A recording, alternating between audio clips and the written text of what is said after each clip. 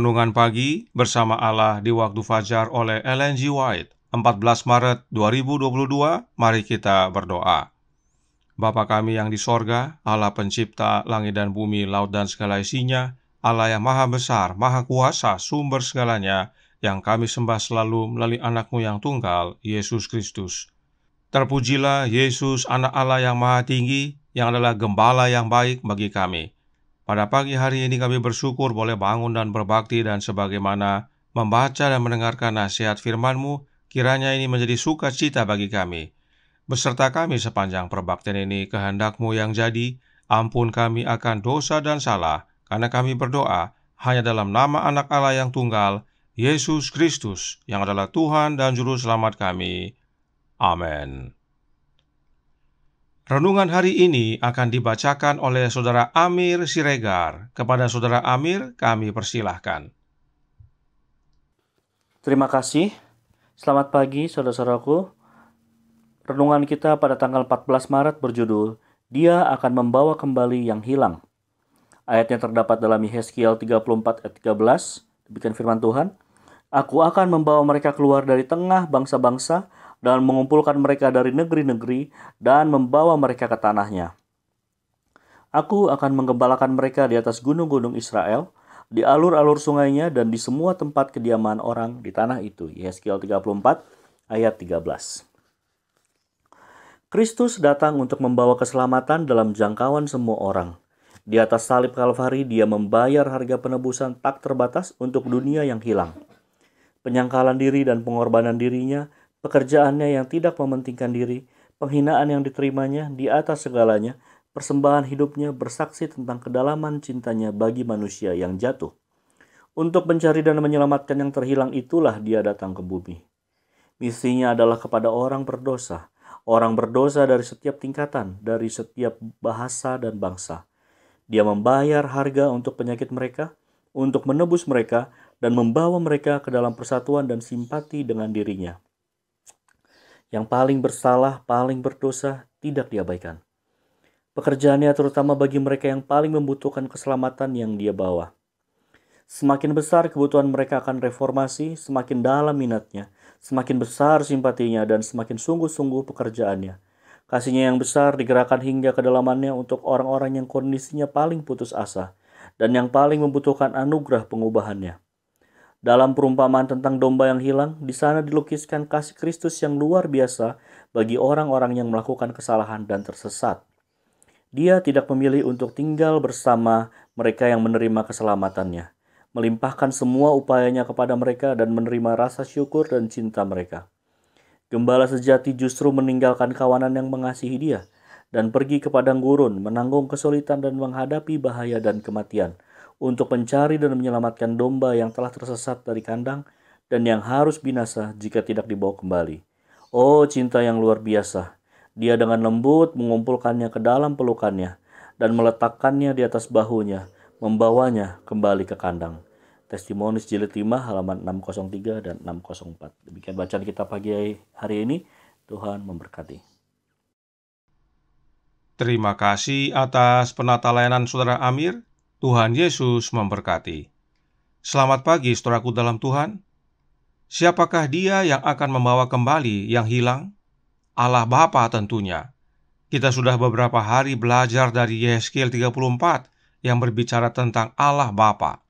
Lihat juga pekabaran renungan kemarin. Nah, bagaimana caranya Allah Bapa wujudkan penggembalaannya dan membawa kembali yang hilang? Ingat Yehezkiel 34 ayat 23 yang berkata, Aku akan mengangkat satu orang gembala atas mereka, yang akan menggembalakannya, yaitu Daud hambaku.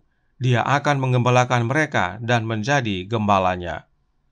Ingat bahwa pada waktu perkataan ini disampaikan kepada Yehezkiel, Daud sudah lama meninggal. Daud sudah tidak ada.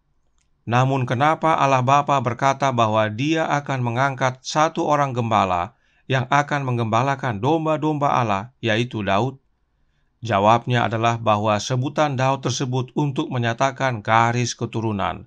Dari mana gembala yang Allah Bapa angkat akan muncul? dan gembala yang Allah Bapa angkat tersebut adalah anaknya sendiri, yaitu Yesus Kristus. Baca juga Wahyu 22 ayat 16. Karenanya jelas bahwa Allah Bapa wujudkan penggembalaannya melalui anaknya, yaitu Yesus Kristus, dan karenanya Yesuslah yang dikenal dengan sebutan Gembala yang baik. Nah, apakah yang perlu kita ketahui tentang Gembala yang baik ini? Mari kita baca Kerinduan Segala Zaman jilid pertama, halaman 103 paragraf 4. Dikatakan, ia harus menempuh jalan itu sendirian. Ia harus memikul beban itu sendirian. Ke atas Dia yang telah meletakkan kemuliaannya, serta menerima kelemahan kemanusiaan, harus diserahkan penebusan dunia ini. Ia melihat serta merasa itu semuanya, tetapi maksudnya tetap teguh. Pada lengannya tergantung keselamatan bangsa yang telah terjerumus ke dalam jurang dosa, dan ia mengulurkan tangannya untuk memegang teguh tangan kasih yang maha kuasa. Gembala yang baik ini mencari yang hilang dan membawanya kembali seorang diri. Dia menempuh jalan tersebut sendirian dan pikul beban pelayanan ini sendirian. Tetapi meski sendirian, dia menerima kuasa dari Bapanya, kekuatan dari Bapanya. Perhatikan kalimat yang ditandai warna hijau. Ia, yaitu Yesus, mengulurkan tangannya untuk pegang teguh tangan kasih yang maha kuasa. Itu sebabnya Roh Nubuat menjelaskan dalam Reflecting Christ halaman 118 paragraf 2 dan 3. Dijelaskan di sana, tidak ada kehidupan lain yang begitu padat dengan pekerjaan dan tanggung jawab seperti halnya kehidupan Kristus. Namun, seberapa sering dia ditemukan dalam doa, betapa konstan persekutuannya dengan Allah. Sebagai orang yang bersama kita, yang mengambil bagian dalam kebutuhan dan kelemahan kita, dia sepenuhnya bergantung pada Allah, dan di tempat doa yang rahasia dia mencari kekuatan ilahi, agar dia dapat maju bersiap untuk tugas dan pencobaan. Di dunia yang penuh dosa, Yesus mengalami pergumulan dan siksaan jiwa. Dalam persekutuan dengan Allah, dia dapat melepaskan beban kesedihan yang menghancurkannya. Di sini dia menemukan penghiburan dan sukacita. Inilah rahasia teladan hidup Yesus. Inilah rahasia kemenangan Yesus. Dia seorang yang setia berdoa dan bersekutu dengan Bapanya untuk mendapatkan kuasa dan kekuatan. Alkitab berkata dalam Markus 1 ayat 35, pagi-pagi benar, waktu hari masih gelap, ia bangun dan pergi keluar. Ia pergi ke tempat yang sunyi dan berdoa di sana. Matius 14 ayat 23 berkata, dan setelah orang banyak itu disuruhnya pulang, Yesus naik ke atas bukit untuk berdoa seorang diri. Ketika hari sudah malam, ia sendirian di situ. Hidup Yesus, saudaraku dalam Tuhan, penuh doa. Dan ini teladan bagi kita. Yesus adalah seorang pendoa. Sebagai gembala yang mencari domba yang hilang, meski sendirian, Yesus bukan tanpa bantuan. Bapanya adalah satu-satunya tempat Yesus bergantung.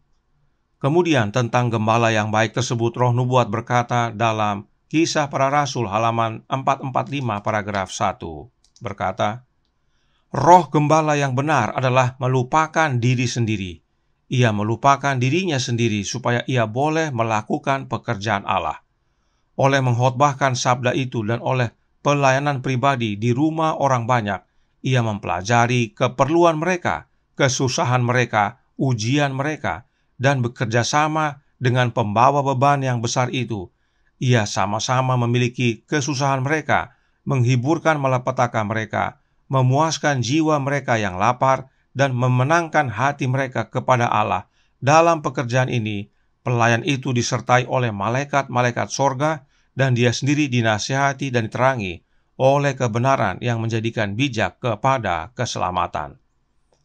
Orang-orang yang memiliki roh gembala yang benar akan melupakan diri sendiri, akan melupakan dirinya supaya dapat melakukan pekerjaan Allah. Roh gembala yang benar artinya roh Kristus. Sebab gembala yang baik itu, yaitu Yesus, tidak mementingkan dirinya sendiri. Itu sebabnya meski sendiri, dia tetap pergi tinggalkan yang 99 dan pergi mencari yang satu domba yang hilang. sebab pekerjaan penggembalaan tersebut adalah pekerjaan Bapanya, yang Bapanya telah serahkan kepadanya untuk hidupkan. Demikian juga bagi kita di dunia ini, bila mana memiliki roh gembala yang benar, yaitu memiliki roh Kristus, kita pun akan mengerjakan pekerjaan Allah, yaitu mencari domba yang hilang dan menyelamatkan. Ingat tadi, Allah Bapa berkata, "Aku akan bangkitkan seorang gembala dari keturunan Daud, dan dia adalah Yesus." Sementara itu, bagaimana dengan domba yang adalah kita umat manusia? Dijelaskan dalam Membina Kehidupan Abadi halaman 139 paragraf 3 berbunyi, "Domba yang telah tersesat dari kandang adalah domba yang paling tidak berdaya dari segala makhluk. Ia harus dicari oleh gembala karena ia sendiri tidak bisa menemukan jalan kembali." Inilah sebabnya domba membutuhkan gembala. Kenapa domba tersesat? From Trials to Triumph halaman 120 paragraf 2 menyatakan, "Kita sekalian sesat seperti domba, masing-masing kita mengambil jalannya sendiri, tetapi Tuhan telah menimpakan kepadanya kejahatan kita sekalian." Kalimat ini Nyonya White kutip dari Yesaya 53 ayat 6. Inilah sebabnya kita tersesat, yaitu karena kita masing-masing mengambil jalannya sendiri-sendiri. Itu sebabnya kita perlu gembala, tidak hanya untuk mencari yang hilang, tetapi juga untuk pimpin kita. Namun, mengapa Yesus disebut gembala yang baik? Apakah dia memimpin domba-dombanya? Oh ya, sudah tentu. Apakah dia mengenal domba-dombanya? Benar, dia sangat mengenal. Apakah dia mencari dombanya yang hilang? Ya, sudah tentu. Bukankah itu semua sudah cukup untuk menyatakan Yesus adalah gembala yang baik? Oh, belum, saudaraku dalam Tuhan. Roh Nubuat menuliskan dalam Membina Kehidupan Abadi halaman 139 paragraf 2 dilanjutkan, "Dalam perumpamaan itu, sang gembala keluar untuk mencari seekor domba, jumlah angka yang terkecil. Demikianlah jika satu jiwa saja yang hilang, Kristus akan mati bagi jiwa itu." Meski hanya satu, saudaraku dalam Tuhan, Yesus tetap pergi dan cari, bahkan rela mati demi domba yang satu itu. Inilah dasarnya Yesus disebut gembala yang baik. Alkitab berkata dalam Yohanes 10 ayat 11 berbunyi, "Akulah gembala yang baik. Gembala yang baik memberikan nyawanya bagi domba-dombanya." Inilah yang dimaksudkan dengan membawa kembali yang hilang. Inilah dasarnya mengapa Yesus disebut gembala yang baik. Apakah hanya ini? Tentu tidak. Yesus melanjutkan penjelasannya dalam Yohanes 10 ayat 14 dan 15. "Akulah gembala yang baik dan aku mengenal domba-dombaku dan domba-dombaku mengenal aku. Sama seperti Bapa mengenal aku dan aku mengenal Bapa, dan aku memberikan nyawaku bagi domba-dombaku." Gembala yang baik mengenal Bapa dan Bapa mengenal gembala yang baik. Gembala yang baik dengan Allah Bapa saling mengenal. Inilah sebabnya gembala yang baik rela mati bagi domba-dombanya. Sebab itulah rencana keselamatan yang telah disusun oleh Allah Bapa dan Anaknya. Karenanya Kerinduan Segala Zaman, buku kedua halaman 97 paragraf 1 menyatakan, "Gembala di daerah timur tidak mengusir dombanya. Ia tidak bergantung pada kekerasan dan ketakutan, tetapi sambil berjalan di depan, ia memanggil domba-domba itu, dan domba-domba itu mengenal suaranya, serta mentaati panggilan itu." Gembala yang baik tidak usir domba-dombanya, atau bahkan memecat domba-dombanya. Tidak. Gembala yang baik malah pergi mencari yang hilang, dan bahkan rela mati bagi domba-dombanya, meskipun hanya satu.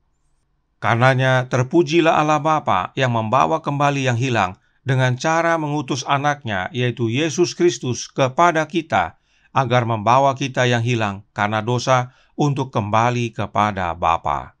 Oh, kasih yang luar biasa. Yesus dengan lembut mengumpulkan si domba ke dalam pelukannya dan membawa domba itu pulang kepada Bapa. Tuhan memberkati. Saya bawa dalam nama Yesus. Amin. Mari kita berdoa. Bapa kami yang di sorga, Allah pencipta langit dan bumi, laut dan segala isinya, Allah yang maha besar, maha kuasa, sumber segalanya, yang kami sembah selalu melalui anak-Mu yang tunggal, Yesus Kristus. Terima kasih atas pekabaran yang indah bagi kami. Allah Bapa membawa kembali yang hilang. dan Dia mewujudkan melalui anaknya yang tunggal, Yesus Kristus. Yesuslah yang turun ke dunia ini untuk mencari kami yang hilang dan membawanya kembali kepada Bapa, dan itu dengan cara hidup, mati, dan bangkit kembali. Itu semuanya Dia lakukan sendiri, tetapi Dia bergantung kepada kuasa dan kekuatan Bapanya. Karenanya, tolong kami ya Bapa, curahkan roh anak-Mu dalam hati ini. Tolong kami ya Yesus untuk kembali kepada Bapa. Ubahkan hidup kami agar menjadi serupa dengan-Mu, dan pada saat Engkau datang kedua kali, kami layak untuk menerima kehidupan yang kekal. Beserta kami sepanjang hari ini, kehendak-Mu yang jadi. Ampun kami akan dosa dan salah, karena kami berdoa hanya dalam nama Anak Allah yang tunggal, Yesus Kristus, yang adalah Tuhan dan Juru Selamat kami. Amin.